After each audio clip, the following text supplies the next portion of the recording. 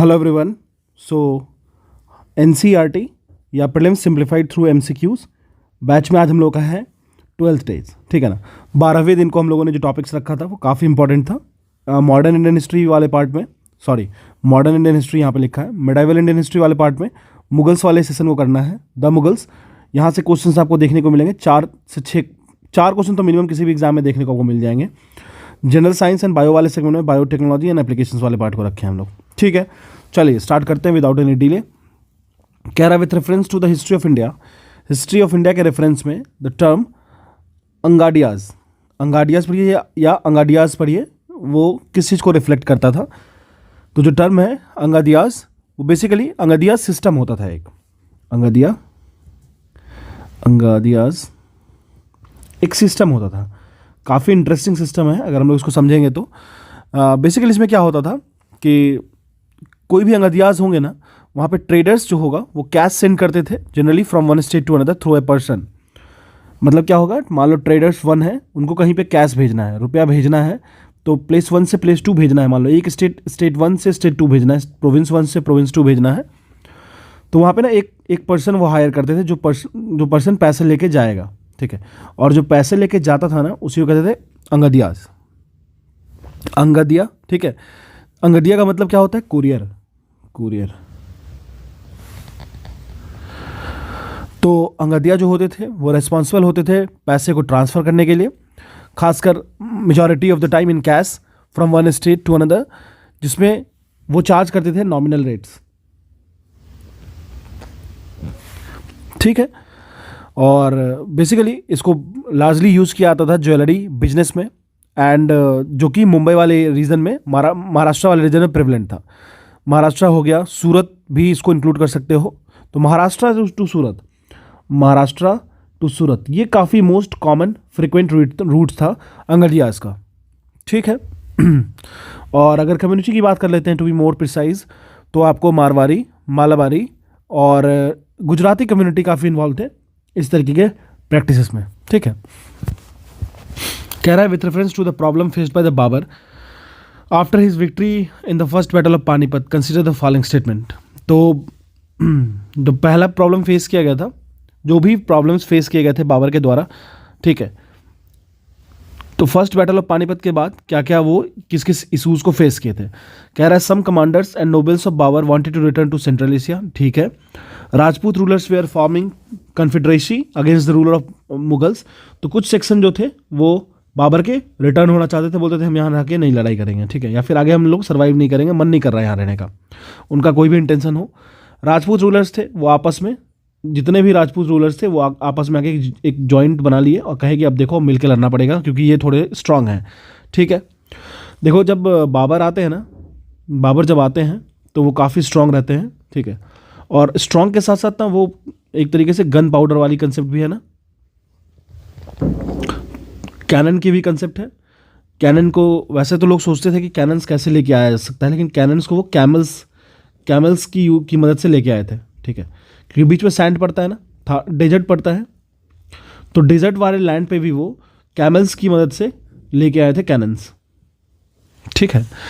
तो अगर हम लोग बात करें, स्टेटमेंट 1 बिल्कुल करेक्ट है। जो नोबल्स थे एंड कमांडर्स जो थे बाबर के, वो रिटर्न होना चाहते थे सेंट्रल एशिया, ठीक है। वो उनके अकॉर्डिंग कि वो बहुत ज़्यादा रेडी नहीं है कि हम लोग यहाँ पे लॉन्ग कैंपेन करेंगे इंडिया में, क्योंकि देखो इंडिया का क्लाइमेट उनको सूट नहीं कर रहा था, ठीक है ना, क्योंकि उनको इंडिया का क्लाइमेट और पर्टिकुलरली उनको अपने कल्चर से एलिनेशन फील हो रहा था, ठीक है। लेकिन बाबर थे, उन्होंने कन्विंस किया कि आप रुकिए, अपने नोबल्स को बोले कि रुकिए, स्टेप बैक कीजिए और हेल्प कीजिए मुझे टू कंसोलिडेट एंड कन्क्वेट टेरिटरीज, ठीक है। नोबल्स जो थे, जो इंक्लाइन नहीं थे टुवर्ड्स स्टेइंग बैक, उनको काबुल फिर भेज दिया गया था, जो नहीं रुकना चाहते उनको काबुल भेज दिया गया था, ठीक है। तो पहला तो हमारा बिल्कुल करेक्ट है। सेकंड जो स्टेटमेंट है वो भी करेक्ट है, क्योंकि जो राजपूत रूलर्स थे उनको इतना समझ में तो आ गया था कि नहीं भाई यहाँ तो दिक्कत हो सकता है आगे, तो राणा सांगा की लीडरशिप में वो चाहते थे मुगल फोर्सेस को एक्सपेल करने के लिए। तो किनके इंटरफेरेंस से, किनकी लीडरशिप में, तो राणा सांगा, ठीक है। सांगा मतलब मित्र भी होता है वैसे। चलिए तो राणा सांगा को लगता था कि बाबर जो होंगे वो रिटर्न हो जाएंगे, लेकिन ऐसा हुआ नहीं, है ना, ऐसा हुआ नहीं। तो फिर ये उनके लिए काफ़ी बड़ा इशू हो गया था। ठीक है, तो पहला दूसरा स्टेटमेंट करेक्ट है। तीसरा कह रहा है Afghans were regrouping to claim their lost territory. पता होगा अफगान ने सरेंडर किया दिल्ली में, लेकिन बाद में वो पावरफुल फोर्सेस के साथ eastern part of UP, Bihar और बंगाल में फिर से खुद को रीग्रुप करते हैं और रिक्लेम करते हैं लॉस्ट टेरिटरीज़ को।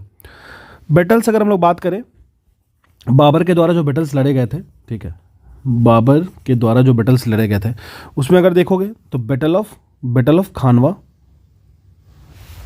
ठीक है, battle of Chanderi, battle of Ghaghra, ठीक है, ये ध्यान रखना है। और सबसे पहले ये जान लो, बैटल ऑफ खानवा जो था वो फतेहपुर सीकरी के आसपास का एरिया है, और ये लड़ा गया था बाबर और राणा सांगा के बीच में, मेवाड़ के राणा सांगा के बीच में, ठीक है ना।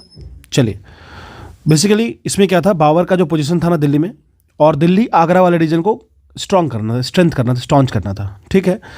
बैटल ऑफ चंदेरी की बात कर लेते हैं। ये जो बैटल है फाउट किया गया बिटवीन बाबर एंड मेदिनी रॉय के बीच में लड़ा गया था, ठीक है, और ये मालवा रीजन के राजपूत रूलर थे। बैटल ऑफ घाघरा की बात कर ले तो ये नियर बिहार में हुआ था। जो बैटल था वो फाउट किया गया था बाबर और महमूद लोदी के द्वारा, ठीक है ना, जो ब्रदर थे इब्राहिम लोदी के। इसी के साथ साथ जो अफगान के चिफ्टेंस थे उन्होंने भी इसमें काफ़ी ज़्यादा सपोर्ट किया था इनको, और यही तीनों आपको याद रखना होगा, ठीक है। तो यहाँ पे तीनों स्टेटमेंट करेक्ट, आंसर हमारा सी हो जाएगा। चलिए, कह रहा है with reference to administrative system under Mughal empire Akbar consider the following statement. तो अब अकबर की बात चल रही है। अकबर के रेन में कौन सा एडमिनिस्ट्रेटिव स्ट्रक्चर, देखो दो तरीके से ना, आपको अगर मेडाइवल इंडियन हिस्ट्री पढ़ना है ना, तो अब दो तरीके आता है। देखो, एक तो ओल्ड एनसीईआरटी हो गई, ठीक है, ओल्ड एनसीईआरटी हो गई। उसमें क्या होता था, पहले आपको एकदम जो कन्वेंशनल अप्रोच होते थे वो, बट अब क्या हो रहा है, धीरे धीरे एग्जाम में ना शिफ्ट हो रहा है चीज़ें। जैसे आपको मान लो पहले क्या होगा, कन्वेंशनल तरीका मतलब नेम, डेट, प्लेस, वॉर, ठीक है, इस तरीके की चीज़ें। लेकिन अब क्या हो रहा है, इकोनॉमी, एडमिनिस्ट्रेशन, पॉलिटिकल इंटरफेरेंस, फिर उनका इंटरनेशनल रिलेशन कैसा था, क्या था, मतलब इस तरीके के क्वेश्चंस को अप्रोच करके वो पूछते हैं। तो थोड़ा ध्यान रखिएगा, चीज़ों आपको काफ़ी ज़्यादा मदद करेंगी। तो अकबर के समय में कुछ स्टेटमेंट को देखते हैं, ठीक है। कह रहा है wazir was the principal advisor to the ruler. Akbar के वक्त की बात करें, जो हेड थे रेवेन्यू डिपार्टमेंट के, वो कंटिन्यू करते हैं वजीर के फॉर्म में, ठीक है ना। लेकिन but he was no longer the principal advisor of the ruler. तो याद रखिएगा, तो he was not the principal advisor. Principal advisor वजीर नहीं हुआ करते थे, याद रखिएगा, ठीक है। लेकिन इनको रेवेन्यू अफेयर्स का हेड रखा गया था, लेकिन वो प्रिंसिपल एडवाइजर नहीं थे, ठीक है, ये ध्यान रखिएगा, है ना। चलिए, सेकंड कह रहा है zamindar was the hereditary owners of the land which comes under his zamindari, ठीक है। देखो, एक तो जमींदारी हो गया, ठीक है, जमींदारी को फोकस रखना जो लैंड से रिलेटेड है। एक मनसबदारी हो गया, ठीक है, तो याद रखिएगा मनसबदार जो होते थे एक तरीके से उनको लैंड प्रोवाइड किया जाता था। वो अपने एक तो सबसे पहले बात है कि अपनी खुद की रिस्पॉन्सिबिलिटी लेना है, उस प्लेस की पूरी की पूरी रिस्पॉन्सिबिलिटी लेनी है, इकोनॉमिकल प्लस मिलिट्री, ठीक है। तो कह रहा है जमींदार जो थे वो हेरिडिटी थे, बिल्कुल इनकरेक्ट स्टेटमेंट है। जमींदार जो थे, zamindar was not the owner of the land, ठीक है, जिसमें जमींदारी वो करते थे वो उसके ऑनर नहीं होते थे। जो पीजेंट्स होते थे जो कल्टीवेट करते थे लैंड को, उनको डिस्पॉसेस नहीं किया जा सकता था if they were paying the land revenues, ठीक है। सो द जमींदार जो थे और जो पीजेंट्स थे उनकी हेरिडिटी राइट्स थी, जमींदार की नहीं, पीजेंट्स की हेरिडिटी राइट्स थी, ना कि जमींदार की। तो दूसरा स्टेटमेंट भी रॉन्ग हो गया। थर्ड कह रहा है advance loan were provided to needy peasants under this rule, absolutely correct statement है। जो नीडी पीजेंट्स होते थे उनको एडवांस लोन सिस्टम दिया जाता था, जिसको कहते थे तकावी। अकबर जो थे वो काफ़ी डीपली इंटरेस्टेड थे improvement and extension of the cultivation. अगर अकबर की बात माने तो जो आमिल्स होते थे, आमिल्स मतलब रेवेन्यू ऑफिसर्स, उनको एडवाइस किया गया था कि आप एडवांस तकावी लोन्स प्रोवाइड करो पीजेंट्स को सीड्स के लिए, या फिर वो इम्प्लीमेंट कर सके डिफरेंट टेक्निक्स को एनिमल्स के लिए, ठीक है। जब भी उनको रिक्वायरमेंट हो इस तरीके की लोन्स दिया करो, ठीक है। हमारा सिर्फ 1 करेक्ट हो जाएगा, आंसर है। चलिए, कह रहा है with reference to the mansabdari system. Mansabdari system की बात करें of the Mughal empire in India consider the following statement. तो मनसबदारी को समझते हैं। मनसबदारी सिस्टम जो था वो एक सिस्टमेटिक एंड सेंट्रलाइज सिस्टम था एडमिनिस्ट्रेशन का, जो कि कंट्रीब्यूट करता है कि आप देखो, अगर अकबर काफ़ी इन्फ्लुएंसर है तो उसका रीज़न एक मनसबदारी भी सिस्टम था। ठीक है, चलिए पहला कह रहा है it was introduce by the Mughal empire Akbar. ठीक है, तो स्टेटमेंट 1 तो बिल्कुल करेक्ट है। ये इंट्रोड्यूस किया गया था अकबर के द्वारा। जो नोबल्स थे, सिविल और मिलिट्री ऑफिशियल्स थे, कंबाइंड वन सिंगल सर्विस, मतलब नोबल्स हो गए प्लस सिविल्स प्लस मिलिट्री, ये कंबाइंड हो गया। बोले भाई तुम एक काम करो, इन तीनों को एक चीज पकड़ो, पॉकेट में डालो और ये काम तुम्हारी रिस्पॉन्सिबिलिटी है। ठीक है, और इनको टाइटल दिया गया मनसबदार्स का। देखो कभी कंफ्यूज मत होना, हमेशा याद रखना जो नोबेल्स का काम होता था प्लस जो सिविल ऑफिसर्स का काम होता था और जो मिलिट्री का काम होता था, वो सारे का कंट्रीब्यूशन इनको दे दिया, बोला लो आप संभालो, ये आपकी रिस्पॉन्सिबिलिटी। ठीक है, अब एक चीज समझो, मनसब दार्स। ठीक है, अब एक चीज समझो, जो मनसबदार्स हुए, मनसबदार्स में आप जागीर ऐड कर दो। जागीर मतलब लैंड, तो ये हो गया जागीरदार्स। ठीक है, जागीरदार्स हो गए, और मनसबदार जागीरदार्स को मिला दो तो ये हो जाएंगे, मतलब इनके नीचे कौन आएंगे, जमींदार्स। ठीक है, तो ये ध्यान रखिएगा। तो पहला तो बिल्कुल करेक्ट है। सेकंड देखते हैं, mansab was given only to the so nobles from Muslim community. No, this was not correct. Mansab जो था वो नोबल्स, सारे की सारे कम्युनिटीज़ के नोबल्स को मिलता था। यह आपको दिया था मुगल, पठान्स, राजपूत और शेखजादास को। शेखजादास कहने का मतलब इंडियन मुस्लिम्स को। अकबर जो है वो चाहते थे कि वो जो भी एक तरीके से ट्राइबलिज्म का कंसेप्ट है और जो भी थोड़ा सा आप समझो डिफरेंसेस का कंसेप्ट है उसको कम किया जाए, और साथ साथ में ही इंटरमिक्स किया जाए डिफरेंट कम्युनिटीज़ को उनके एडमिनिस्ट्रेशन और आर्मी में, ताकि इससे ज़्यादा और थोड़ा स्ट्रांग होल्ड बढ़ते चले जाए। ठीक है, तो पहला तो करेक्ट है, दूसरा रॉन्ग हो गया। ठीक है, चलिए थर्ड कह रहा है mansabdars had to maintain a stipulated quota of cavalry. बिल्कुल, अगर हम लोग देखें तो मनसबदार जो थे वो एक्सपेक्टेड थे कि आप मेंटेन कीजिए आर्मी को, उनका आर्मी रोल भी तो था। बस ये इस फ्लो चार्ट को याद रखिएगा, आपसे बन जाएगा। तो हमारा 1 और 3 करेक्ट है, तो ओनली 2 हो जाएगा आंसर। क्लियर है? चलिए, कह रहा है with reference to Mughal empire under Jahangir consider the following statement. तो कह रहा है पहला question, option Mewar region in Rajputana remained out of his empire. तो जहांगीर के बारे में बोल रहा है इन कॉन्टेक्स्ट में जहांगीर। तो देखिए, अगर मेवाड़ रीजन की बात करें राजपुताना की, तो वो remained out of Mughal empire during Akbar time, लेकिन इसको फिर से मुगल में मिलाया गया बाय जहांगीर ओनली। तो हमारा पहला स्टेटमेंट तो रॉन्ग हो गया। ठीक है, अगर मुगल एम्पायर की बात करें तो जहांगीर इसको फिर से इंटर करवाया था। ठीक है, एक मिलिट्री कैंपेन हुआ था जो कि लीड किया गया था उसके सन प्रिंस खुर्रम के द्वारा। किसने लीड किया था इसको? प्रिंस खुर्रम, उसने इसको लीड किया था और इसको इंक्लूड किया था। ठीक है, अगर हम लोग और बात करें सेकंड स्टेटमेंट की, Jahangir successfully captured Kandahar from the Persians. Jahangir जो थे वो कंधार को पर्शियन से फिर से रिकैप्चर करते हैं।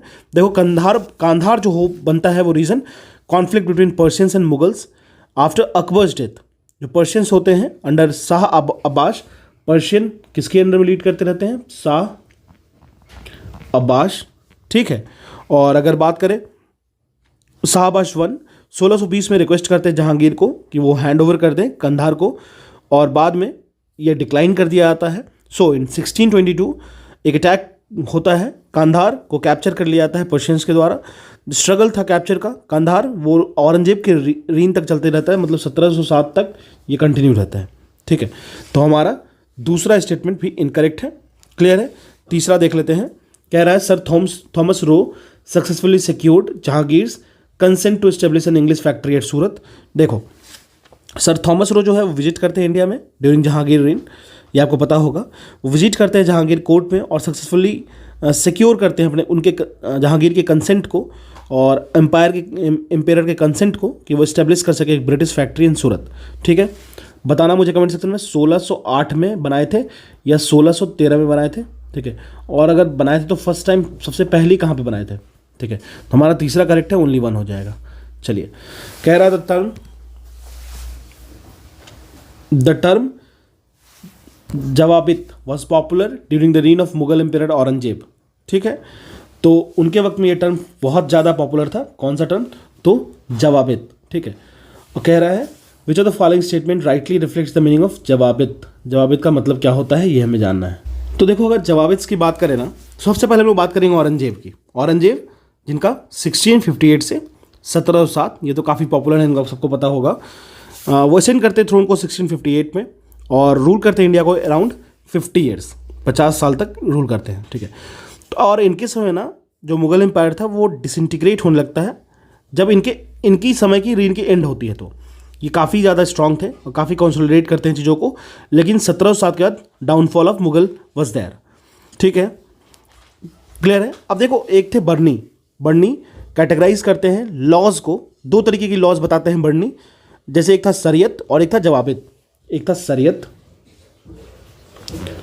एक था जवाबित। जवाबित, ठीक है। जबकि शरीयत जो था उसका मतलब होता है teaching and practices of the prophet of the caliphs. लेकिन जवाबित क्या था? Zawabit were the state laws formulated by the monarch. State laws formulated by the monarch in consultation with the nobility in the change circumstances.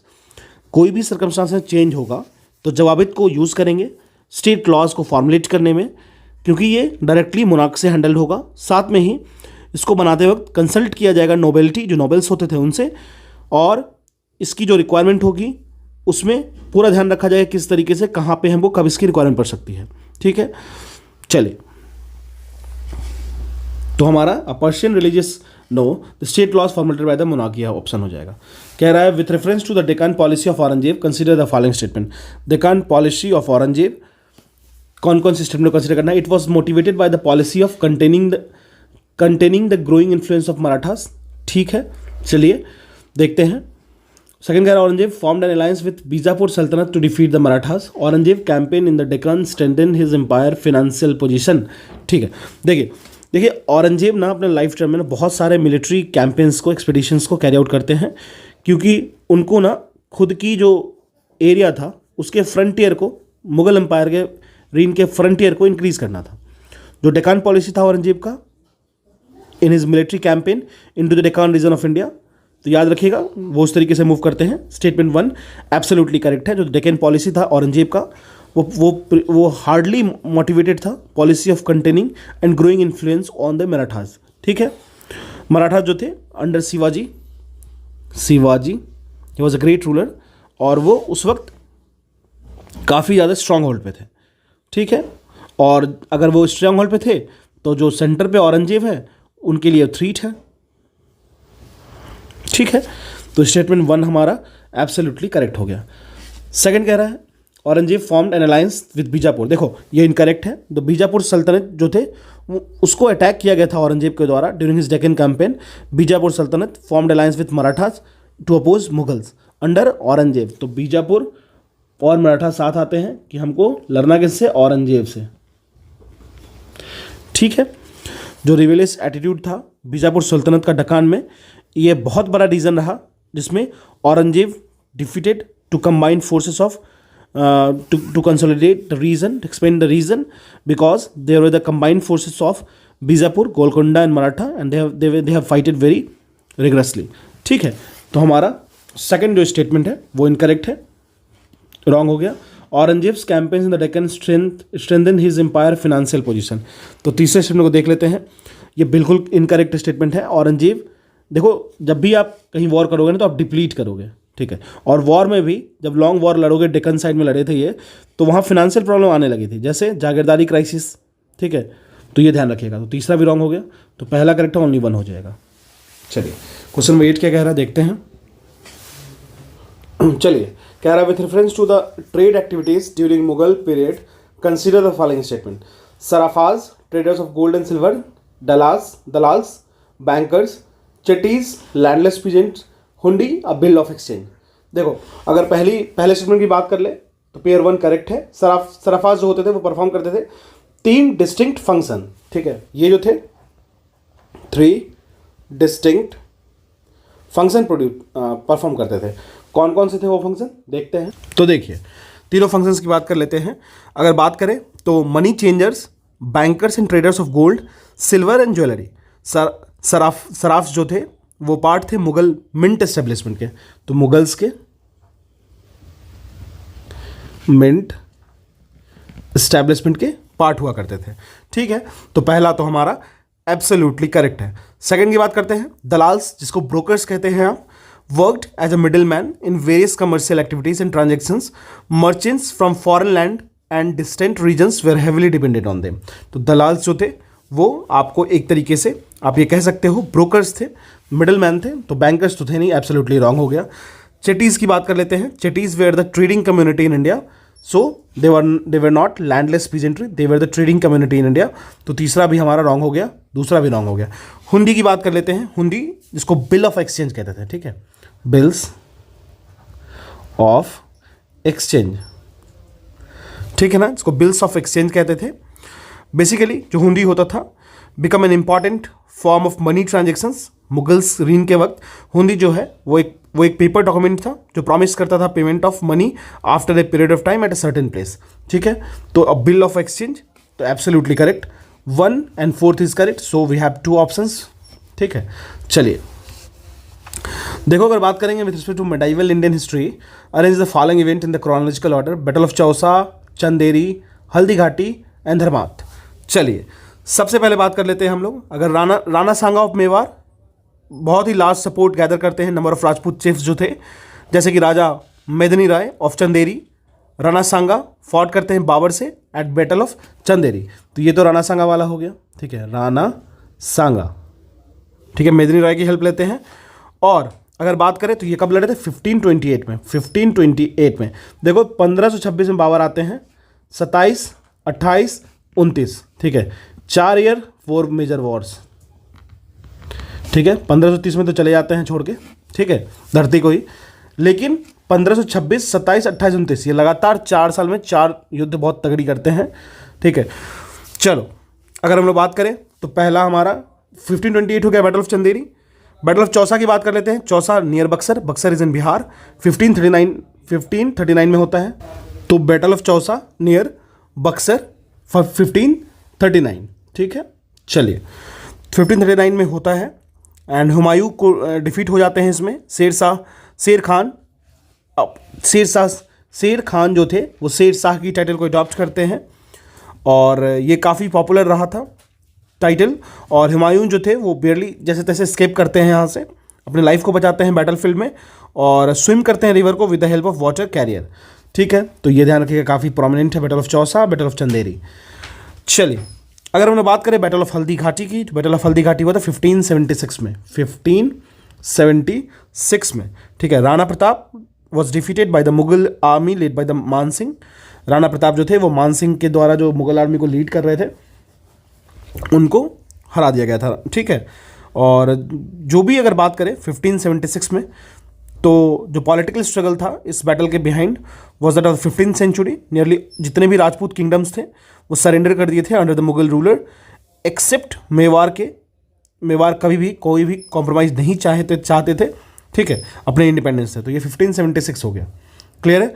अगर हम लोग बात करेंगे battle of धर्मात के बारे में जानते हैं थोड़ा सा, ठीक है, तो ये हुआ था आपको 1658 में, 1658 में। चलिए अगर बात करें मुगल एम्पायर शाहजहां सडन बीमार होते हैं इन 1657, तो इससे क्या होता है ना कि पूरे जो उनका एम्पायर होता है उसमें ना एक सिविल वॉर स्टार्ट हो जाता है। सिविल वॉर स्टार्ट होता है 1657 से लेके 1659 तक।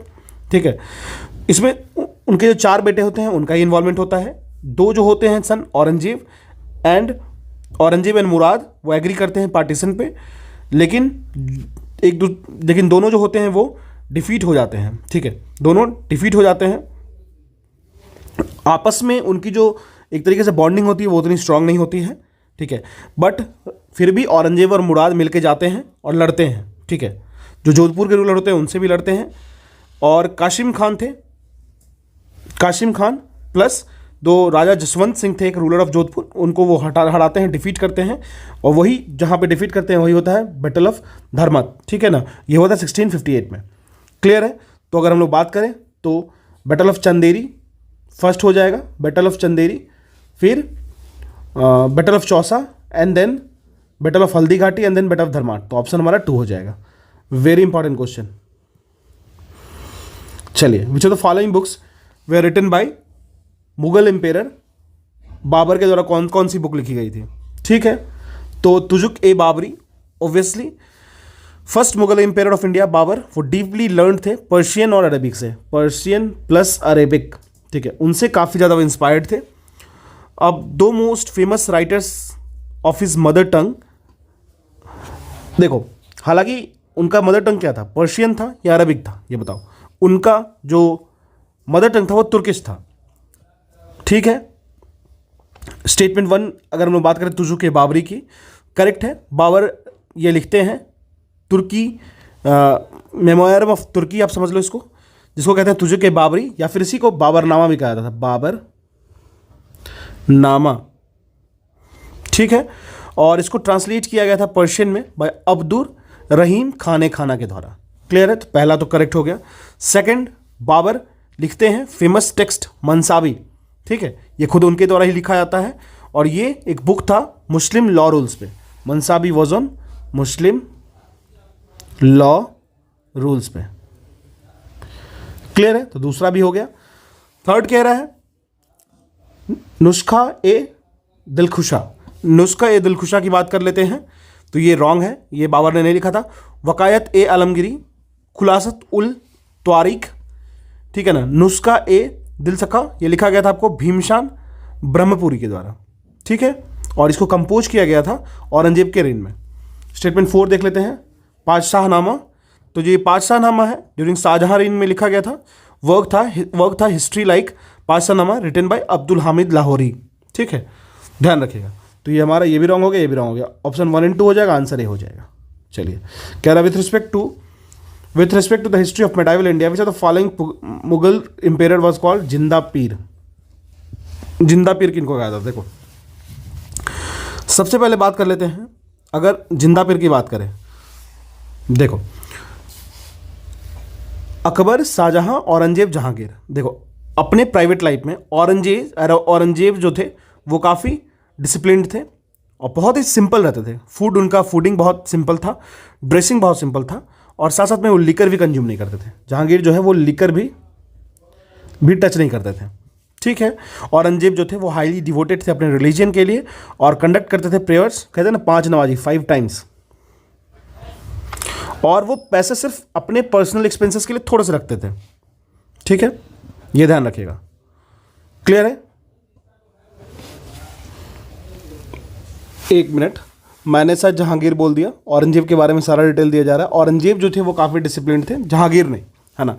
औरंगजेब जो थे वो काफ़ी इंडस्ट्रियस, डिसिप्लिन्ड और बहुत ही सिंपल फूड पे रहते थे। ड्रेसिंग्स उनका काफ़ी सिंपल रहता था, लिकर्स का यूज़ नहीं करते थे, मैंने जहांगीर बता दिया, I am sorry for this, ठीक है।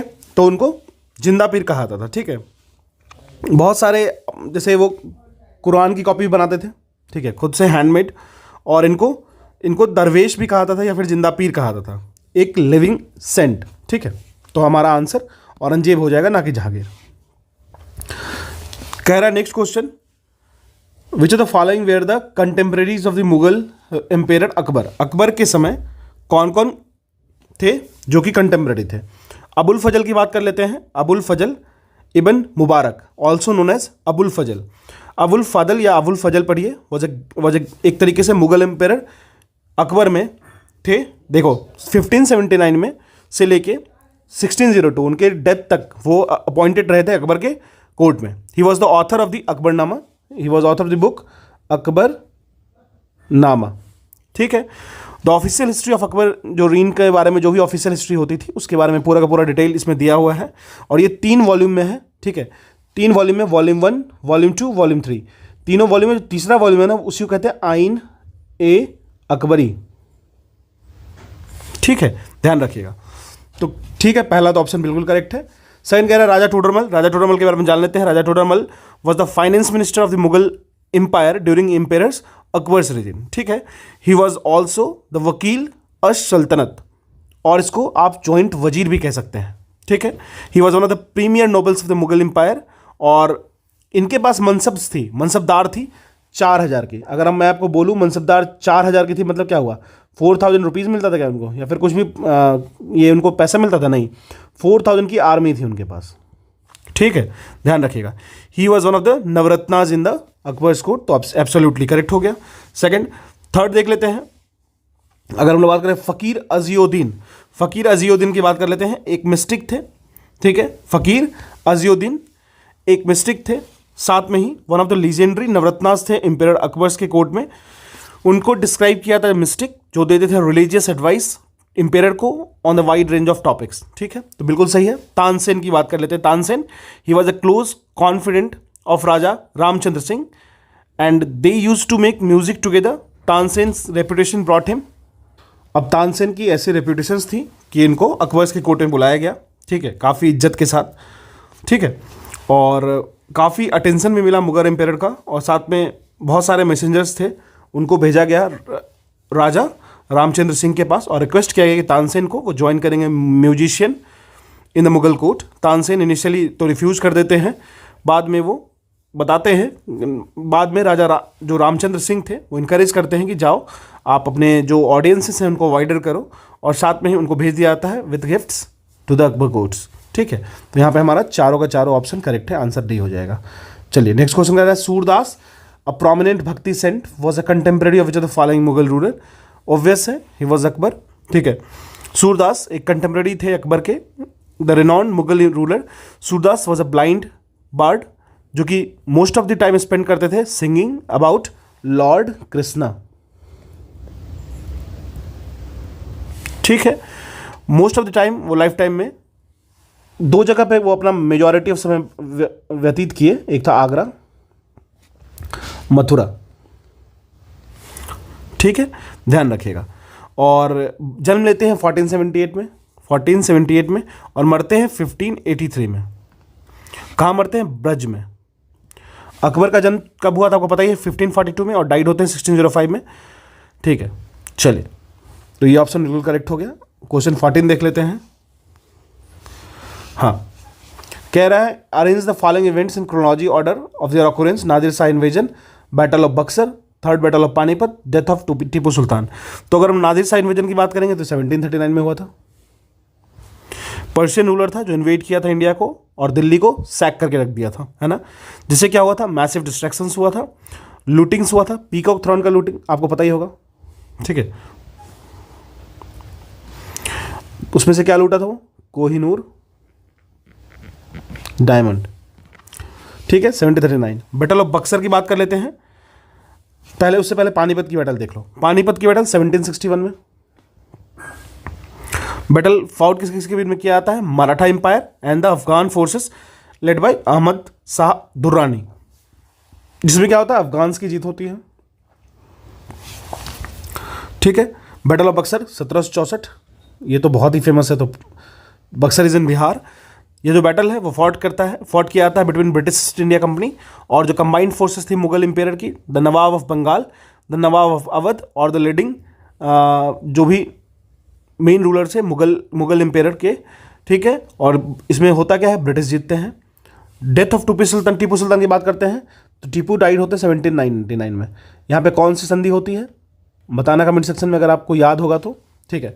तो 1, 2, 3 एंड 4, तो इसकी मेन जो क्रोनोलॉजी हो जाएगी वो हो जाएगी आपको 1, 3, 2 and 4। 1 Nadir Shah invasion, 3 battle of Panipat, then 2 1764, 1, 3, 2 and 4। Answer हमारा सी हो जाएगा। चलिए कह रहा with respect to the battle of Bilgram पढ़िए।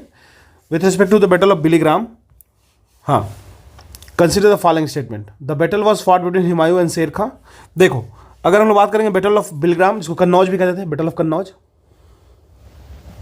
ठीक है। बैटल ऑफ कन्नौज बिलीग्राम, यह बेसिकली ना लड़ा जाता है हुमायूं और शेर खान, जिसको शेरशाह सूरी कहते हैं, उनके बीच में, ठीक है। अगर हम लोग बात करें तो बैटल ऑफ बिलीग्राम की बात कर लेते हैं। देखो, लड़ा जाता है हुमायूं और शेरशाह सूरी के बीच में। देखो, जो दो यंगर ब्रदर्स होते हैं हुमायूं के, कौन कौन? अस्कारी, अगर आप पढ़ के आए होगे, रिवाइज करके आए होगे तो आपको पता है, एंड हिंडाल, ठीक है ना। वो हेल्प करते हैं आपको हुमायूं का, ठीक है। तो जो बैटल था वो फाउट किया गया था बिटवीन हुमायूं एंड शेर खान, बिल्कुल करेक्ट है। सेकंड देख लेते हैं। आफ्टर दिस बैटल शेर Khan adopted the title of Sher Shah. देखो, बैटल ऑफ चौसा था वो 1539 वाला, इन बैटल ऑफ चौसा 1539 शेर खान डिफीटेड हुमायूं, और वो अडॉप्ट करते हैं टाइटल को शेर शाह का, ठीक है, शेर खान से शेर शाह।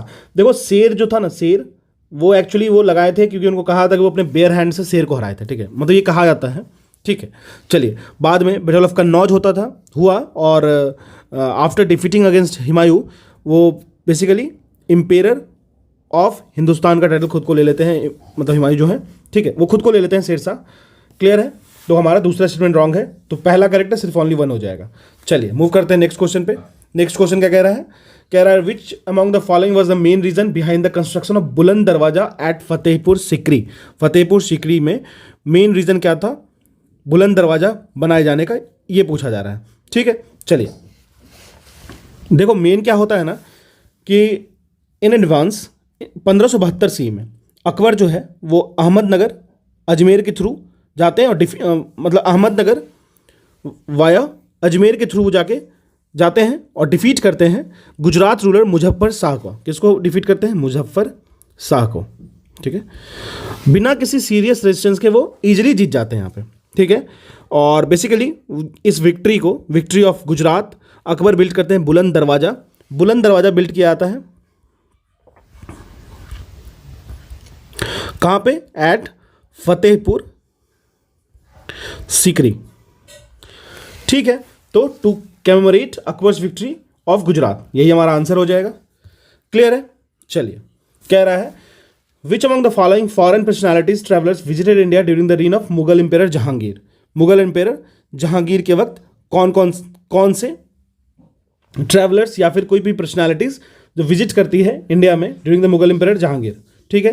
तो देखो, सबसे पहले अगर बात करें हम लोग, मुगल एम्पेयर जहांगीर थे, वो रूल करते हैं इंडिया को फ्रॉम 1605 टू 1605 से 27, ठीक है। उनके रीन में बहुत सारे फॉरेन ट्रेवलर्स विजिट करते हैं इंडिया, ठीक है। पहला तो सर थॉमस रो ही करेक्ट है, ठीक है। वो एज ए एम्बेसडर की तरह बन के आते हैं, किसके द्वारा? किंग्स जेम्स वन के द्वारा, किंग्स जेम्स वन के द्वारा भेजा था जहांगीर के कोर्ट में 1611 में, ठीक है। वो रहते हैं इंडिया में 3 साल तक लगातार, और साथ में ही वो अपने एक्सपीरियंस को डॉक्यूमेंट करते हैं बहुत सारे जर्नल्स में, और प्रोवाइड करते हैं किस तरीके से मुगल कोर्ट जो है वो एक पॉलिटिकल एटमॉस्फेयर क्रिएट किया था उस वक्त में, ठीक है। तो पहला तो बिल्कुल करेक्ट है। सेकंड देख लेते हैं, William Hawkins, absolutely correct. William Hawkins जो है विजिट करते हैं मुगल एम्पेयर में जहांगीर की कोर्ट में ही, वो आते हैं 1608 में, ठीक है ना। वो बेसिकली वो आते हैं कि नेगोशिएट करेंगे कुछ टर्म्स पे, कुछ कंसेशंस पे। इंग्लिश ईस्ट इंडिया कंपनी आती है, हालांकि वो सक्सीड करते हैं in securing permissions to raise a settlement at Surat, ठीक है। तीसरा कह रहा है निकोलो कॉन्टी। तो देखो, निकोलो डे कॉन्टी की बात कर लें, वो इटालियन मर्चेंट थे जो एक्सप्लोर किए थे जो इंडिया में 15th सेंचुरी के वक्त आते हैं, 15th सेंचुरी के वक्त, ठीक है। और बहुत पहले, जहांगीर के तो बहुत पहले ही हो गया ये। कॉन्टी ट्रेवल करते हैं एशिया में बिटवीन 1419 से लेकर 1444 तक। तो ये तो हमारा रॉन्ग हो गया स्टेटमेंट, ठीक है। तीसरा रॉन्ग हो गया। चलो अब एक है आपको फ्रेंकोइश बर्नियर की बात कर लें। एक फ्रेंच फिजिशियन थे और एक ट्रैवलर थे। फ्रेंकोइश बर्नियर की बात करें, वो इंडिया आते हैं 1658 में, 1658 में आते हैं, ठीक है। वो वर्क करते हैं as a physician to Mughal prince Dara Shikoh के कोर्ट में आते हैं। दारा सिखोई मतलब क्या है? ये एज ए मेडिसिन के लिए, या फिर कह सकते हैं मेडिकल टर्म में वो आते हैं, ठीक है, ध्यान रखिएगा, फिजिशियन के टर्म में। और उनके जो एल्डेस्ट सन थे मुगल एम्पेयर शाहजहां, जो कि दारा सिखोई थे, उनके टर्म में ये लोग आते हैं, ठीक है। जब दारा सिखोई का एग्जीक्यूशन हो जाता है तो वो औरंगजेब की कोर्ट में अटैच्ड रहते हैं, ठीक है, ध्यान रखिएगा। तो हमारा ये भी रॉन्ग हो गया। तो पहला दूसरा करेक्ट है, क्योंकि यहाँ पूछ रहा था जहांगीर के बारे में, आंसर हमारा ये हो जाएगा। चलिए, कह रहा है with respect to the battle of Khanwa consider the following statement. Battle of Khanwa के लिए कौन सा स्टेटमेंट करेक्ट है? चलिए, in this battle Afghan chief, देखिए जो बैटल ऑफ खानवा है, खानवा एक रीजन है आगरा के पास एक रीजन है, ठीक है। ये लड़ा गया था आपको 1527 1527 में मेवाड़ के किंग राणा सांगा वर्सेस बाबर, ठीक है। स्टेटमेंट 1 क्या कहता है? In this context in the battle Afghan chief Mahmud Lodi help Rana Sanga, absolutely correct. देखो, जो राजपूत फोर्सेस थी राणा सांगा की, सप्लीमेंट करती है बाय कंटीजेंट्स ऑफ हसन खान मेवाती और इसके साथ साथ अफगान महमूद लोदी के द्वारा and Raja Medini Rai of Alwar, ठीक है, वो सब मिल के बाबर के अगेंस्ट लड़ते हैं। तो एब्सोल्युटली करेक्ट स्टेटमेंट है। सेकंड कह रहा है Babur declare this battle as jihad against the Hindus, ठीक है, ये करेक्ट है। इस बैटल में ना बाबर डिक्लेयर कर देते हैं अपने स्ट्रगल को राणा सांगा के तौर पे एज ए जिहाद, मतलब होली वॉर मुस्लिम्स के अगेंस्ट हिंदूज पे, ठीक है। और याद रखिएगा जो उनका स्पीच था वो इन्फ्यूज था एक न्यूली एक कहते हैं ना एक तरीके का रिफॉर्म उनके सैनिकों के बीच में, जहाँ पे हर लोग कसम खाएगा होली कुरान का कि हमें उन लोगों से लड़ना है जो हमारे जैसे नहीं है, ठीक है। तो बिल्कुल सेकंड करेक्ट है। Third correct, the battle lasted for more than a year until it could come to any conclusion. तो ये इनकरेक्ट स्टेटमेंट है। जो बैटल था वो which lasted for not more than 10 hours, तो मतलब इतना छोटा टाइम स्पैन रहा था इसका, ठीक है ना। बेसिकली यहाँ पे एक बहुत ही बाबर इजीली जीत जाते हैं इसको, मतलब बहुत आसानी से हंसते खेलते हुए, ठीक है। चौथा कह रहा है after winning the battle of Khanwa Babur assume the title of Ghazni. तो ये तो बिल्कुल रॉन्ग हो गया, after battle Babur assume the title of Ghazni, ठीक है ना। तो ये करेक्ट स्टेटमेंट है, क्योंकि जैसे जीतते हैं आफ्टर दिस बैटल, तो ये बैटल ऑफ खानवा कह रहा है। तो after winning the battle of Khanwa Babur assume करते हैं गजनी की टाइटल, और जब वो बैटल ऑफ पानीपत जीतते हैं ना तो इंपेरर ऑफ हिंदुस्तान की टाइटल को अचीव करते हैं। तो 3 करेक्ट है, तो हमारा आंसर हो जाएगा ओनली 3। चलिए, हाँ, कह रहा है with reference to the administrative structure under the Mughals consider the following statement. Administrative structure अगर हम लोग मुगल की कंसिडर करते हैं तो इन सारे स्टेटमेंट्स को देखना है और बताना है कौन सा करेक्ट है। क्लियर है। चलिए, कह रहा है the Mughal empire was divided into subas which were subdivided into सरकार्स। देखो, द मुगल एडमिनिस्ट्रेशन की बात करें तो एम्पायर डिवाइडेड था आपको प्रोविंस और सूबाज में, प्रोविंस और सूबाज में, ठीक है। जो सूबाज था वो फर्दर डिवाइडेड था सरकार्स में,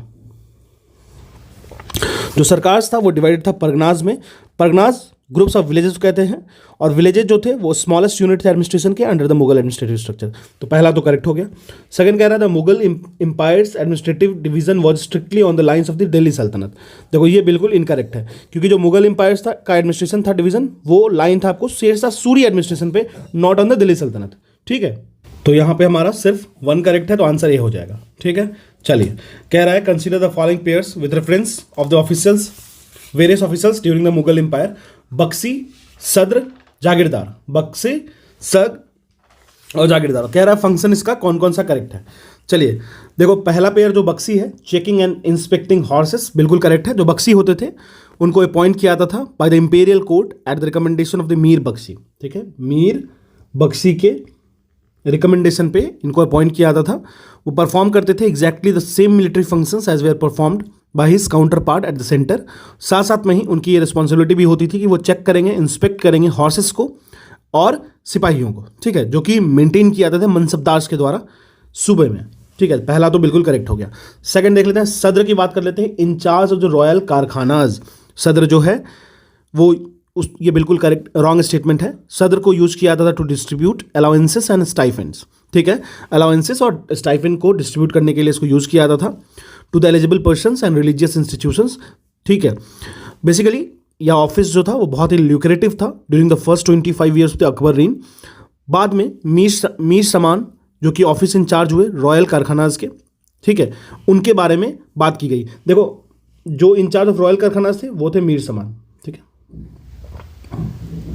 ठीक है। सदर जो थे मैंने आपको बता दिया, तो ये हमारा रॉन्ग स्टेटमेंट है। जागीरदार कलेक्शन ऑफ रेवेन्यूज, तो बिल्कुल करेक्ट है, मैंने आपको ऑलरेडी बता रखा है। Mansabdars, then jagirdars, mansabdars who were taking the jagirs known as jagirdars, ठीक है। मनसबदार्स जागीरदार हो सकते हैं, सारे मनसबदार जागीरदार हो सकते हैं, लेकिन सारे जागीरदार मनसबदार नहीं होंगे। ये स्टेटमेंट को ध्यान दीजिएगा, ठीक है। चलिए, कलेक्शन ऑफ रेवेन्यू, ये हमारा करेक्ट स्टेटमेंट है। तो पहला तीसरा करेक्ट है, तो ओनली 2 हो जाएगा, ठीक है। चलिए क्वेश्चन नंबर 21 कह रहा है consider the following statements. Assertion reason type question दे रखा है, assertion and reason. Mughals did not like to be called Mughal और associated with the term Mongols, ठीक है। रीजन है they hated the memory that was associated with the massacre carried out by the Timurlane. देखिए, basically क्या था ना, जो मुगल्स थे ना वो डिसेंडेंट्स थे 2 ग्रेट लीनियज आप कह सकते हो रूलर्स के, ठीक है। बाबर के पापा कहीं और से, माँ कहीं और से, और दोनों बहुत ही ज़्यादा इन्फ्लुएंशियल, एक्सप्रेसिव, दुर्दांत भी कह सकते हो, और बहुत ही तगड़े तरीके से आक्रमण करने वाले। ठीक है, तो मुगल्स थे वे डिसेंडेंट्स थे दो ग्रेट लिनिएजेस के फ्रॉम, अगर उनकी मदर साइड की बात करें तो वो जेंगिस खान के साइड से थे, जेंगिस खान के साइड से थे। ठीक है, जो जिनकी डेथ हो जाती है कितना 1227 में। ठीक है, देखो मैं थोड़ा सा डेट्स वेट्स को प्रीफिक्स करता हूँ, लेकिन कोशिश करना कि याद रहे, एक राउंड टाइम याद होना चाहिए। हाँ ठीक है, ये वाला पोर्शन इस रीजन में फॉल करता था। ठीक है, जरूरी नहीं है एग्जैक्टनेस की। ठीक है, तो ये जो जेंगिस खान थे वो मंगोल रूलर थे जो रूल करते हैं over part of China and central Asia. ठीक है, और अगर उनके पिता के साइड से बात करें, फादर के साइड से बात करें, तो दे वर सक्सेसर ऑफ तैमूर जो मरते हैं 1404 में। ठीक है, जो रूलर थे ईरान के, तैमूर जो थे, तैमूर जिनको पढ़िए, ये ईरान के रूलर्स, ईरान के। ठीक है, चलिए, तो ईरान हो गया, या फिर इराक कह लो, या फिर मॉडर्न डे तुर्की कह लो, कोई दिक्कत नहीं है, तुर्की कह लो, कोई दिक्कत नहीं है।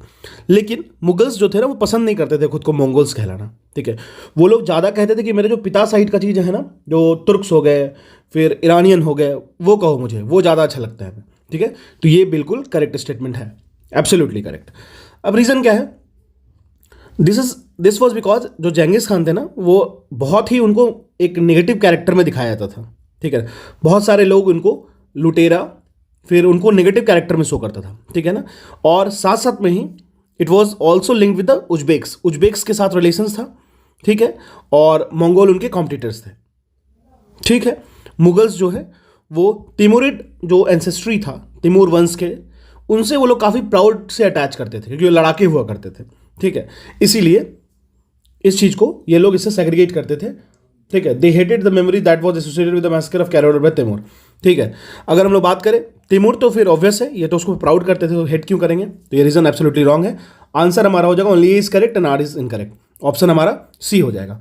क्लियर है, चलिए, कह रहा है consider the following statement regarding revenue system of the Mughal empire, revenue system of the Mughal empire.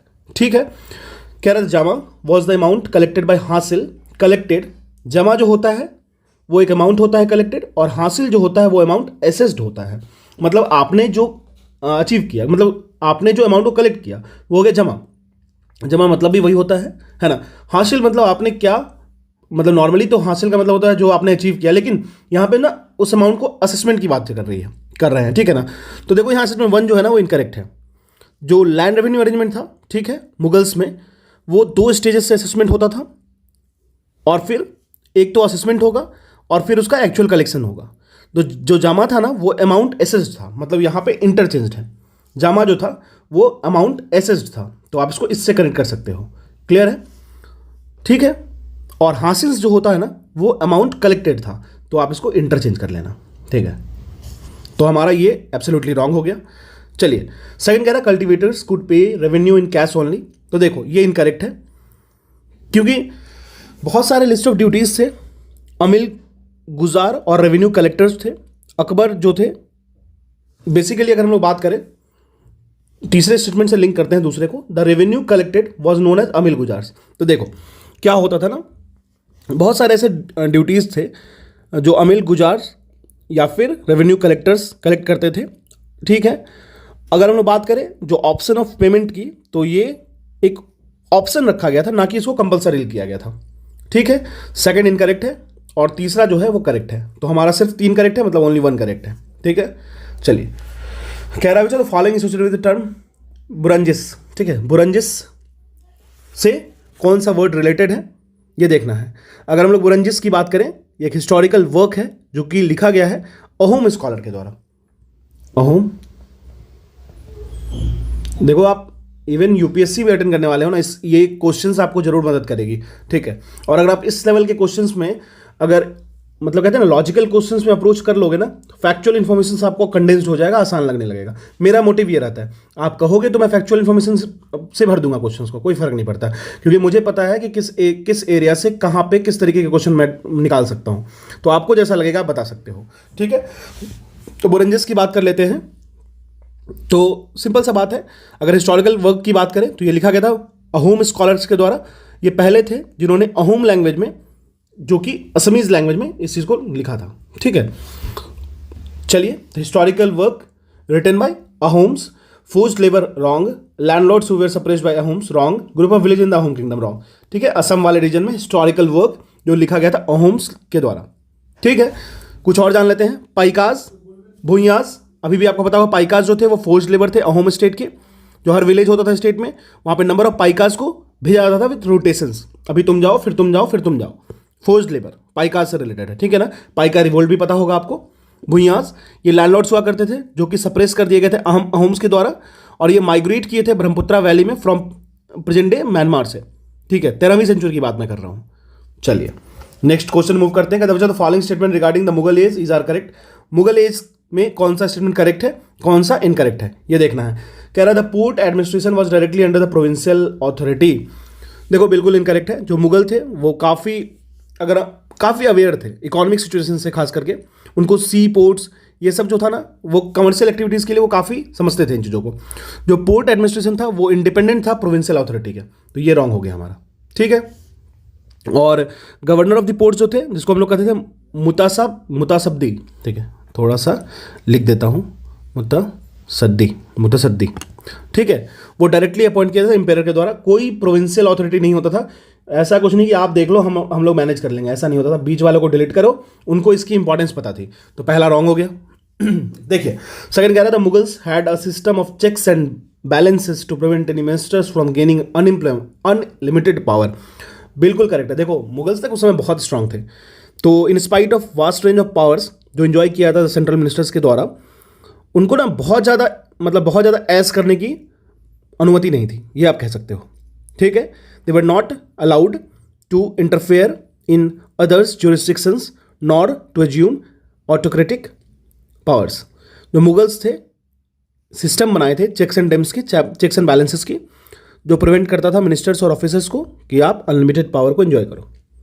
Clear है, चलिए तो हमारा दूसरा ऑप्शन करेक्ट हो गया। तीसरा कह रहा है the provincial diwan was answerable to subedars, तो तीसरा भी इनकरेक्ट है।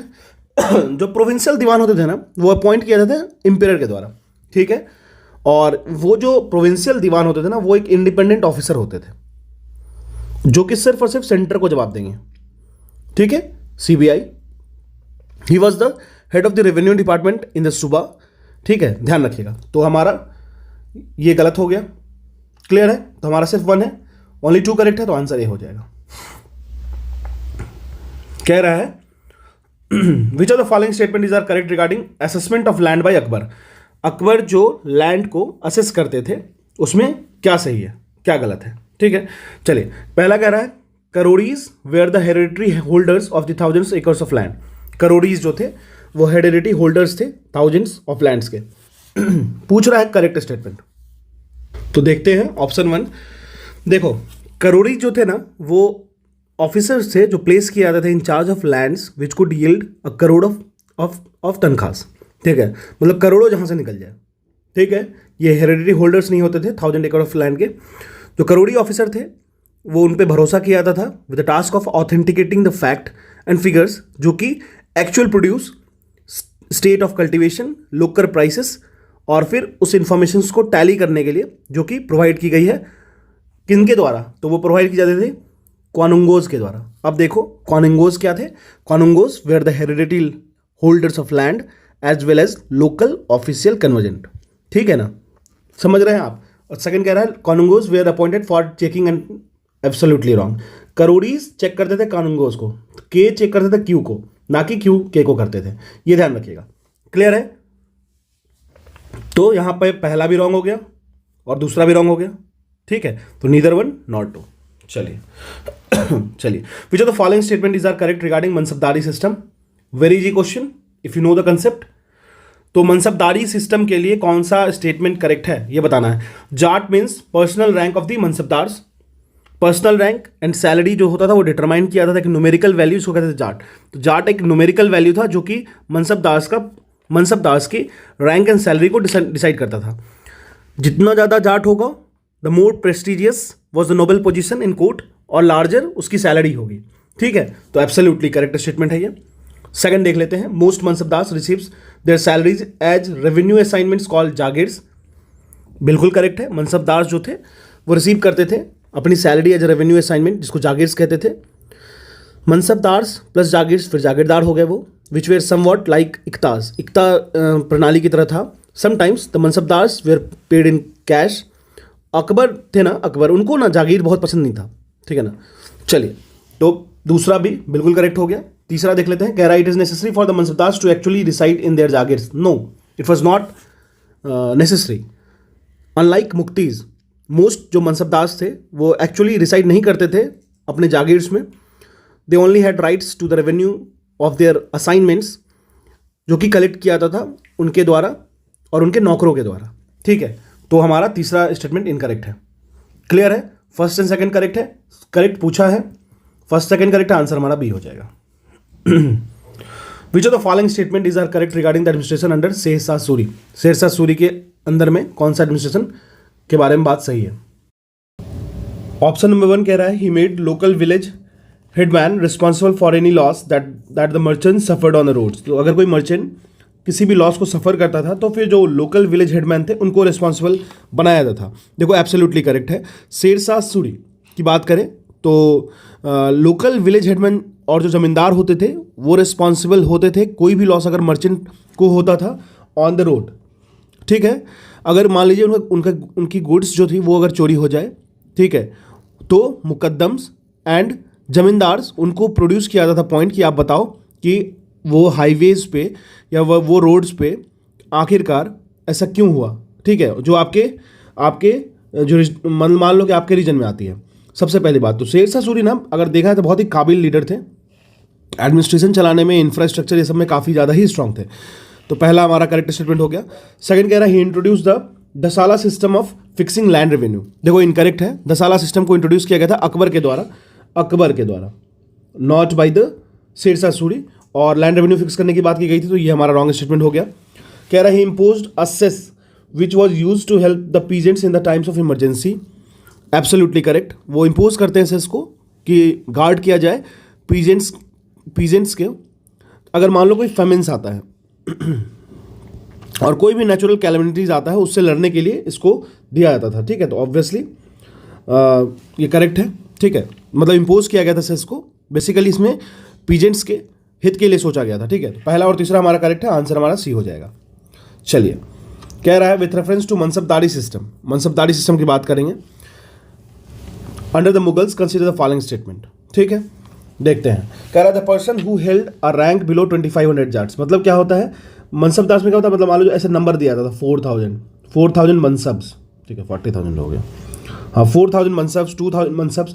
तो जिसकी जितनी ज़्यादा मनसब्स होती थी ना वो उतने अच्छे रैंक पे होता था, ये याद रखना। जिसकी जितनी ज़्यादा मनसब्स होती थी वो उतने ज़्यादा रैंक पे होता था, ये बात एकदम क्लियर होनी चाहिए दिमाग में। तो पहला स्टेटमेंट कह रहा था पर्सन जो उसकी रैंक थी below 2500 Jats was called mansabdar. तो ये ऐसा कोई भी नहीं था, ऐसा कोई स्टेटमेंट नहीं था। मनसबदार्स वैसे लोग होते थे जिनकी रैंक जो थी ना बिलो 500 जाट्सो, 2500 नहीं 500 जाट्सो, और बिलो 2500 वाले को हम लोग कहते थे आमिर, ठीक है, बिलो 2500 वाले को कहते थे आमिर, और एंड दोज होल्डिंग रैंक 2500, और उसके ऊपर वाले को कहते थे आमिर उम्दा। तो लेस देन 500 ये हो गया आपको मनसबदार्स, ठीक है। और अगर हम लोग 500 से 2500 के बीच की बात करें तो आमिर हो गए, और अगर 2500 से ऊपर की बात करें तो आमिर उम्दा हो गए, ठीक है ना, या फिर इसको उम्दा आजम भी कहते थे। चलिए, तो पहला हमारा इनकरेक्ट स्टेटमेंट हो गया। सेकंड कह रहा था contingents of the nobles were periodically inspected. देखो ये बिल्कुल करेक्ट स्टेटमेंट है। जो भी नोबल्स थे उनको बेसिकली ना पीरियोडिक इंस्पेक्शन पे रखा जाता था, ठीक है, क्योंकि अगर उनको मान लो आप किसी भी पर्पज से अपॉइंट करेंगे तो उससे पहले उनको चेक किया जाएगा। हॉर्सेस को भी केयरफुली इंस्पेक्ट किया जाता था, और जो गुड क्वालिटी ऑफ हॉर्सेस होते थे इराक और अरेबिक ब्रीड के, उनको ही यूज़ में लाया जाता था। तो ये एब्सोल्युटली करेक्ट है। थर्ड कह रहा है jagirs assign to nobles give them hereditary rights over revenue collection. देखो ये इनकरेक्ट है। Mansabdars mostly were paid by signing them with jagirs, so jagirs were not, jagirs did not confer any hereditary right on the holders. तो मनसबदार्स जो थे उनको पे किया जाता था कि आप जागीर्स को हैंडल कीजिए, ठीक है। तो ये रॉन्ग स्टेटमेंट हो गया। फोर्थ कह रहा है jamadami was the register maintained by revenue department that indicated the income from a jagir. Correct है। अगर हम लोग किसी जागीर्स के बारे में मैंने बताया था ना कि अगर एक जागीर है, किसी को भी अगर एक जागीर असाइन करना है तो जो रेवेन्यू डिपार्टमेंट होगा उसको एक रजिस्टर मेंटेन करना पड़ेगा, इसको कहते हैं जमादामी, जमा दामे। बेसिकली ये इंडिकेट करता है जो भी एसेस्ड इनकम है उसको। एसेस्ड इनकम मतलब जमा, जो जमा है, कलेक्टेड है किसी भी जागीर से। ठीक है, तो चौथा करेक्ट है। 2 and 4 हो जाएगा, तो ओनली 2 हमारा करेक्ट आंसर हो जाएगा। चलिए, कह रहा है which reference to Mughal empire consider the following pair, popular revolt and reason for revolt. ठीक है, popular revolt and reason for revolt, Rajput, Jats, Sikhs, Marathas. तो आखिर सबसे ज़्यादा अगर देखा जाए तो किस चीज़ के लिए ज़्यादा रिवोल्ट हुआ है, तो पेयर 1 की बात कर लेते हैं, राजपूत। एक मिनट, हाँ, राजपूत की बात कर लें तो ये यहाँ पे ना इनको सक्सेशंस की बहुत ज़्यादा प्रॉब्लम होती थी। ठीक है, मुगल्स के पास एक ट्रेडिशन था कि अगर कोई डिस्प्यूट होता है सक्सेशन में तो state was brought under Mughal administration, khalisa, जो कि लॉ एंड ऑर्डर को इंश्योर करेगा। ठीक है, ये ध्यान रखिएगा। लेकिन राजपूत में थोड़ा इशू है ये। How many of the revolt pair correctly match पूछ रहा है। ठीक है, तो पेयर 1 अगर हम लोग बात करें तो ये करेक्टली मैच्ड है।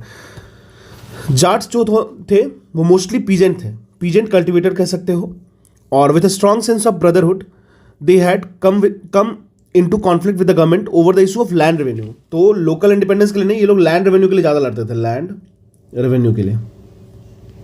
तो ये भी रॉन्ग हो गया, ये रॉन्ग हो गया।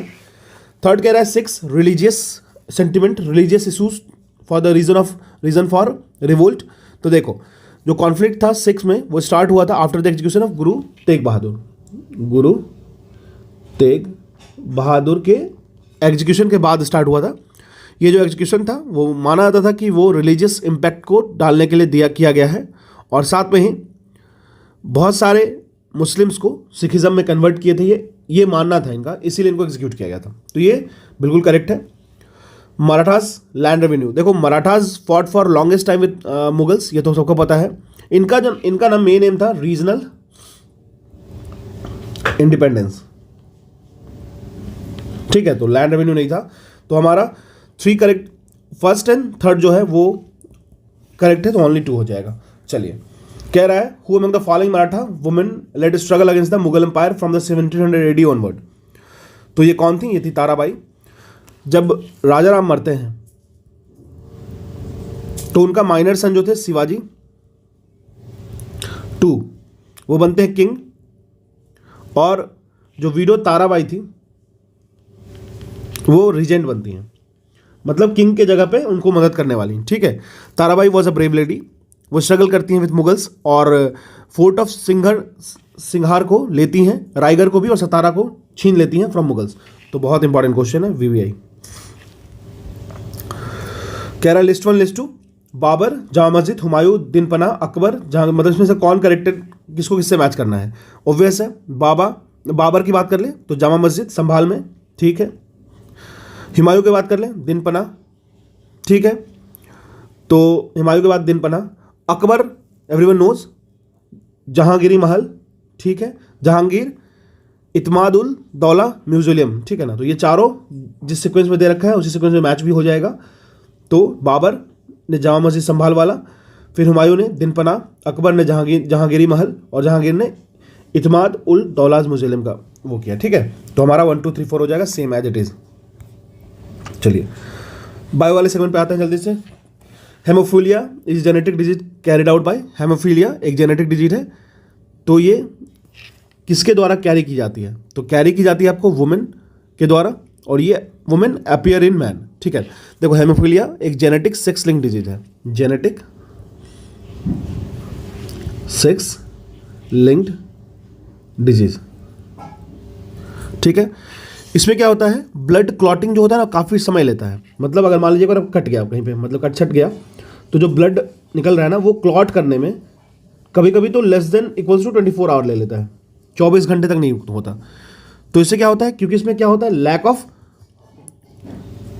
थ्रोम्बोप्लास्टिन होता है, जो एक तरीके से मैं आपको अगर लेमन लैंग्वेज में बताऊँ, थ्रोम्बोप्लास्टिन क्या करता है, रिपेयर करता है। ठीक है, चलिए, अब ये थ्रोम्बोप्लास्टिन क्या है, ये एक प्रोटीन है जो ब्लड में नहीं होता है, कमी हो जाती है इसकी, तो और ये पाया कहाँ था, ब्लड प्लाज्मा में। ठीक है, वुमेन जो होती है वो कैरी करती है, women carry it while it appears in man, मतलब वुमेन के पास होता है ये और मैन में ये अपियर हो जाता है, ठीक है, क्योंकि मैन के पास जो होता है वो 1X क्रोमोजोम होता है, बट वुमेन के पास 2 होता है X क्रोमोजोम, ठीक है ना, आपको पता होगा, ठीक है। चलिए, और अगर इसको ना आप अगर देखा जाए, it is also called breeders disease which was first found in queen Victoria, और इसलिए इसको रॉयल हेमोफीलिया भी कहते हैं, ठीक है। चलिए, आंसर हमारा बी हो गया। कह रहा है the following is not a genetic disorder, इनमें से कौन जेनेटिक डिसऑर्डर नहीं है? डाउन सिंड्रोम है, हेमोफीलिया है, और सिकल सेल एनीमिया है। इरिटेबल बाउल सिंड्रोम, इसको IBS कहते हैं, वो नहीं है, ठीक है। डाउन सिंड्रोम, हेमोफीलिया और सिकल सेल डिजीज जो है, सिकल सेल एनीमिया, ये हेरिडिटी डिजीज है। इरिटेबल बाउल सिंड्रोम की बात करें, यह जेनेटिक डिसऑर्डर नहीं है। देखिए, बेसिकली इसमें क्या होता है, यह एक कॉमन गट डिसऑर्डर है, गट डिसऑर्डर, ठीक है। अब देखिए, इसका तो रीजन तो बहुत ज़्यादा पता नहीं है लोगों को कि आखिर होता क्यों है, लेकिन ये गट डिसऑर्डर है। सिम्टम्स जो होता है वो वेरी कर सकता है, इंक्लूडिंग अगर आपको कहो तो एब्डोमिनल पेन हो सकता है, ब्लोटिंग हो सकता है, और कुछ बाउट्स भी हो सकते हैं, डायरिया भी हो सकता है, ठीक है। चलिए, लिस्ट 1 लिस्ट 2 दे रखा है, आखिर डिजीज और उसके कॉजेज को मैच करना है, ठीक है। तो ये तो बहुत आसान क्वेश्चन हो जाएगा। अगर हम लोग गोइटर की बात करें तो आयोडीन डिफिशिएंसी, C का 2 हो जाएगा, C का 2, ठीक है। आंसर आपने ऐसे ही रिमूव कर लिया। कभी कोई कोशिश करना ना, पहले एक बार एलिमिनेट करने की दिमाग में रखना एक चीज़, ठीक है। खैरा से, खैरा होती है जिंक डिफिशियंसी से, A का 4, ठीक है, सॉरी C का 4 है ना, C का 2 है ना, C का 2 तो यहाँ है। I am extremely sorry for this. देखो, कभी कभी ना ऐसा होता है एग्जाम में, मेरे साथ भी हुआ है, आपके साथ भी होगा, तो ध्यान रखना, ठीक है। तो खैरा जिंक डिफिशियंसी होता है, तो A का 4 हो गया, तो A का 4 क्लियर है। गोइटर आयोडीन डिफिशियंसी क्लियर है। फिर अगर बात कर ले अनीमिया की, तो ये आयरन डिफिशियंसी है, वुमेन्स में ज़्यादा देखने को मिलता है ना, तो B का 3 हो गया। चलिए, और स्कर्वी तो पता ही है, vitamin C deficiency, A1, answer हमारा D हो गया। कह रहा है consider the following effects of genetic engineering, genetic engineering की इफेक्ट्स बतानी है। Disease resistance, growth promotion, animal cloning, human cloning. देखो, अगर हम लोग बात करें जेनेटिक इंजीनियरिंग की, तो डिजीज रेजिस्टेंस बढ़ जाता है, मतलब डिजीज से लड़ने की क्षमता बढ़ जाती है, ग्रोथ बढ़ जाता है, इन्हांसमेंट होता है। एनिमल क्लोनिंग है ना, हैव बीन अचीव्ड सक्सेसफुली, लेकिन ह्यूमन क्लोनिंग ना अभी तक कोई बढ़िया रिजल्ट नहीं आया है, समझ रहे हो। ह्यूमन क्लोनिंग पॉसिबल हो तो मेरे मरने से पहले मेरे को बना दो, ठीक है। 1, 2 और 3 करेक्ट है, तो आंसर हमारा D हो जाएगा। चलिए, कह रहा है at present scientist have determined the arrangements और रिलेटिव पोजिशंस ऑफ जीन्स और DNA sequences on A chromosome, how does this knowledge benefit अस। तो अभी तक साइंटिस्ट ने डिटरमाइन किया है अरेंजमेंट और रिलेटिव पोजिशन ऑफ जीन्स और DNA को, ठीक है। किसी भी क्रोमोजोम पे जीन्स और DNA की जो रिलेटिव पोजीशंस है उसके बारे में स्टडी अच्छे से की गई है। अब ये जो इन्फॉर्मेशन है वो हमें कैसे मदद करेगा, तो अगर हम लोग समझ लीजिए, जैसे कि कोई भी ट्रीटमेंट होता है ना डिफरेंट जेनेटिक डिजीजेस का, जैसे अल्जाइमर हो गया, साइस्टिक हो गया, फाइब्रोसिस हो गया, मायोटोनिक हो गया, डिस्ट्रॉफी हो गया, ये सारी ना जेनेटिक डिजीजेज हैं। तो इनका जो पॉसिबल ट्रीटमेंट होता है वो DNA सीक्वेंसिंग की मदद से ही होता है, ठीक है। DNA सीक्वेंसिंग की मदद से ही होता है, ठीक है। लेकिन इतना इजीली सारे ह्यूमन डिजीज को समझ पाना मुश्किल है, ठीक है। तो it is possible to know pedigree of livestock, ठीक है। चलिए, करेक्ट पूछ रहा है तो ये बिल्कुल करेक्ट है। It is possible to understand the cause of all human disease, all लिख दिया तो यहां पे आपको सोचना होगा, सारा का सारा पॉसिबिलिटी इतना इजी नहीं होता, ठीक है। तो ये कट हो गया। It is possible to develop disease resistance animal breed, बिल्कुल करेक्ट है, 1 और 3 करेक्ट हो जाएगा, ठीक है। आंसर हमारा C हो जाएगा। कह रहा है the sequencing of the entire jeans of an organism was done in 1996, तो वो कौन सा ऑर्गेनिज्म था। देखो, genome of A building yeast, ठीक है, इसको कहते हैं सैक्रोमाइनस सेरेविसस, जो कि याद रखने की जरूरत नहीं है। ये कंप्लीटली सीक्वेंस किया गया था यूकैरियोटिक से, और इसको रिलीज किया था 1996 में, और अगर देखा है तो वो था ऑर्गेनिज्म येस्ट। ध्यान रखिएगा, क्योंकि यहाँ पे इंटायर जीन किसी भी ऑर्गेनिज्म का सीक्वेंसिंग किया गया था, तो ये इंपॉर्टेंट क्वेश्चन हो जाता है। वैसे तो ये करंट अफेयर बेस्ड है, लेकिन ये क्वेश्चन थोड़ा स्टैटिक भी के तौर पे भी पढ़ सकते हो। World level programme human genome project is related with human genome project, किससे रिलेटेड है, तो ये रिलेटेड है आपको identification and mapping of human gene और उसके सीक्वेंस से, ठीक है। Identification and mapping of human gene and उसके सीक्वेंस से।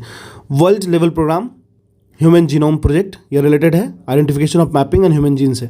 तो देखो, जिस दिन हम लोग अच्छी तरीके से ह्यूमन जीन के बारे में जान गए ना, और मैपिंग और सिक्वेंसिंग को समझ गए ना अगर 100% के लिए, तो ना डिजीज़ फ्री आप रह सकते हो। साथ में ही बहुत सारे ऐसे मॉडिफिकेशंस होंगे जो आपको हैम्पर करते हैं, इम्यूनिटी खराब है उसको बूस्ट कर दिया जाएगा, और बहुत सारे डिजीज़ें होते हैं जो कि चुटकी में ख़त्म हो जाएगा, है ना।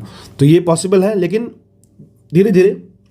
चलिए, क्वेश्चन 39 का, with reference to the latest development in stem cell research consider the following statement. Stem cell research के लिए कौन सा स्टेटमेंट सही है? कह रहा है the only source of human stem cells are the embryos at the blastocyte stage. देखो, अगर हम लोग बात करें किसी भी सेल टाइप या टिश्यू या किसी ऑरिजिन की, स्टेम सेल्स जो होता है ना, वो उसको हम लोग कहते हैं सोमैटिक स्टेम सेल्स, SSCs कहते हैं, सोमैटिक स्टेम सेल्स। ठीक है, देखो जो भी चीज़ मैं पढ़ने देता हूँ ना, पढ़ के आया करो, ठीक है, पढ़ के आओगे बहुत मजा आएगा करने में। सोमैटिक स्टेम सेल्स होते हैं, और जो एम्ब्रॉयनिक स्टेम सेल्स होता है इसको ESCs कहते हैं, एम्ब्रॉयनिक स्टेम सेल्स इसको ESCs कहते हैं। ठीक है, SSC जो होता है, SSC stand for somatic stem cell, ये आपको ऑब्टेंड होता है डिफरेंट सोर्सेज से, जैसे कि फिटस हो गया, अम्बिलिकल कॉर्ड हो गया, प्लासेंटा हो गया, इन्फेंट चाइल्ड या फिर एडल्ट से भी, और बहुत सारे डिफरेंट ऑर्गन टिश्यूज से भी ये ऑब्टेंड हो जाता है। SSCs की बात हो रही है, ठीक है, SSC stand for somatic stem cell. ठीक है, लेकिन अगर ESCs की बात करें, ESC stand for embryonic stem cells, तो ये डिराइव होता है आपको pre implementation embryo blastocyte form में है, पहले से ही इंप्लीमेंट होने से पहले एम्ब्रायो का फॉर्मेशन जो होता है, और जो डेरिवेशन होता है ह्यूमन एम्ब्रायनिक स्टेम सेल्स का, वो करंटली एक्स यूट्रो एम्ब्रायोस की रिक्वायरमेंट होती है। ठीक है, जो स्टेम सेल्स होता है वो रीजनरेट कर सकता है खुद को इन विट्रो वर्चुअली मोड में। ठीक है, ये ध्यान रखिएगा। तो यहाँ पे the only source of human stem cells are embryos, ये रॉन्ग है। The stem cells can be derived without causing destruction to blastocyte, ये भी रॉन्ग है, क्योंकि आप इसको इजीली डिराइव नहीं कर सकते हो, इसमें कहीं ना कुछ ब्लास्टोसाइट्स का डिस्ट्रक्शन पॉसिबल है। थर्ड कर, the stem cells can regenerate themselves in vitro virtually forever, बिल्कुल ये कर सकता है। Indian research centres also created a few cell times which can be developed into many times of tissues. देखो ये भी करेक्ट है, क्योंकि फ्यू दे रखा है और कुछ ना कुछ डेवलपमेंट है। हालांकि ये 2002 क्वेश्चन है, लेकिन अभी के टाइम में भी ये क्वेश्चन 3 और 4 करेक्ट हो जाएगा यहाँ पे। चलिए, कह रहा है which of the following is the bioethically non controversial source of stem cells. Bioethically मतलब इसमें कोई भी आप इलीगल मेथड्स यूज नहीं कर रहे हो, या फिर किसी के जेनेटिक मॉडिफिकेशन नहीं हो रहा है, as an alternative to the highly controversial embryonic stem cells. तो इसमें से कौन सा स्टेज जो है, कौन सा स्टेप है वो बायोएथिकली नॉन कॉन्ट्रोवर्शियल है। ठीक है, तो वो है आपको bone marrow derived stem sales. देखो, स्टेम सेल्स जो होता है वो अनडिफरेंशिएटेड बायोलॉजिकल सेल्स, जो कि डिफरेंशिएट होता है स्पेशलाइज सेल में, और ये डिवाइड भी कर सकता है। ठीक है, डिवीजन के लिए मिटोसिस होता है, क्लियर है। तो ज़्यादा से ज़्यादा अगर स्टेम सेल प्रोड्यूस करना है तो मिटोसिस हो जाएगा। They are found in multicellular organism, 3 known accessible sources है। ठीक है ना, adult stem cells in human का एक तो बोन मैरो होता है, ठीक है, एक तो बोन मैरो हो गया, ठीक है, और टिपिकली फीमर और चेस्ट वाले साइड में, ठीक है, सेकेंड होता है। जैसे मान लो कि हम लोग बोन को ड्रिल करके इसको निकाल सकते हैं, क्लियर है। तो कुछ अगर हम लोग ऑल्टरनेटिव की बात करें जो कंट्रोवर्शियल एम्ब्रॉयनिक स्टेम की है, जैसे एडिपोज टिश्यू, लिपिड सेल में आप छेड़छाड़ करो, जो कि आपको एक ना लिपोसक्शन करना पड़ेगा, फिर ब्लड जिसमें एक्सट्रैक्शन आपको करना पड़ेगा, जबकि ब्लड जो निकाला गया है डोनर से, जो कि जिनका सिमिलर ब्लड डोनेशन है, वो मशीन के थ्रू जाएंगे और स्टेम सेल्स को एक्सट्रैक्ट किया जाएगा। ठीक है, तो ये थोड़ा सा रिस्की हो जाता है, लेकिन bone marrow derived stem cells थोड़ा सा सही है। कह रहा consider the following statement, genetic changes can be introduce in the cell that produce eggs और response to of a prospective parents. ठीक है, देखो अगर हम लोग बात करें which of the following statement is are correct बोल रहा है, तो देखो जीन एडिटिंग टूल होता है, जीन एडिटिंग टूल। अगर आप ये नहीं पढ़े होगे ना अभी तक, तो आप ना क्या करना, किसी भी कोचिंग इंस्टीट्यूट की साइंस एंड टेक की नोट्स लेना, उसमें हम लोग उसमें पढ़ लेना, वही काफ़ी हो जाएगा। ठीक है, जीन एडिटिंग टूल की बात करें, जिसको नेम दिया गया है CRISPR-Cas9। ठीक है, genetic change can be introduce in cell, जो प्रोड्यूस करता है एग्स और sperms of a prospective parents, और कोई भी पर्सन्स के जीनोम से, और उसके जीनोम में भी एडिट कर सकते हैं बर्थ से पहले, अर्ली एम्ब्रॉयनिक स्टेज में। ठीक है, तो genetic changes can be introduce in cells that produce eggs और स्पर्म, बिल्कुल कर सकते हैं। 100% कर सकते हैं। A person genome can be edited before birth, early embryonic stage, बिल्कुल हम लोग यही तो पढ़ रहे थे कि अर्ली एम्ब्रॉयनिक स्टेज में उसके जीन को आप जीनोम को एडिट कर सकते हो, उसको मॉडिफाई कर सकते हो, ठीक है। Human induced pluripotent stem cells can be injected into the embryonic of A pig की बात कर रहे हैं। देखो, researchers of the Oregon health and science university एक थे यूएसए में, कुछ ना यूएसए के साथ साथ और भी कुछ कंट्रीज थी, जैसे चाइना हो गया, कोरिया हो गया। उन्होंने ये चीज़ पता किया ना कि अगर हमें ह्यूमन एम्ब्रॉय को अगर म्यूटेशन करना है, मान लो म्यूटेट करना है, अगर हम क्रिस्पर Cas9 का यूज़ करना है तो इस पर काम करना धीरे धीरे पॉसिबल है, ठीक है, ध्यान रखिएगा, ठीक है। चलिए, तो ये तीसरा स्टेज भी उन्होंने किया था इसको, तो फर्स्ट सेकंड थर्ड हमारा तीनों करेक्ट हो जाएगा। आगे बढ़ते हैं, कह रहा है insect resistance cotton plant, insect resistance cotton plant have been genetically engineered by inserting a gene from, देखो जेनेटिकल मॉडिफिकेशन क्यों किए, ताकि हमें जो इंसेक्ट लग जा रहा था उसको वो इंसेक्ट आ ही नहीं पाए, ठीक है, तो ये जेनेटिकली मॉडिफाई किए। देखो, तो basically insect resistance cotton plant have been genetically engineered by inserting a gene from, तो ये बैक्टीरियम से इंसर्ट किया गया है। इंसेक्ट रेजिस्टेंस कॉटन प्लांट, इसको जेनेटिकली इंजीनियर्ड किया गया है, एक जीन निकाला गया और बैक्टीरिया से इंसर्ट किया गया, ठीक है। उसका नाम क्या था, बैक्टीरिया का नाम क्या था, बैसिलस थुरिंगिनेसिस, ठीक है, नाम याद नहीं रहे तो भी चलेगा, ठीक है।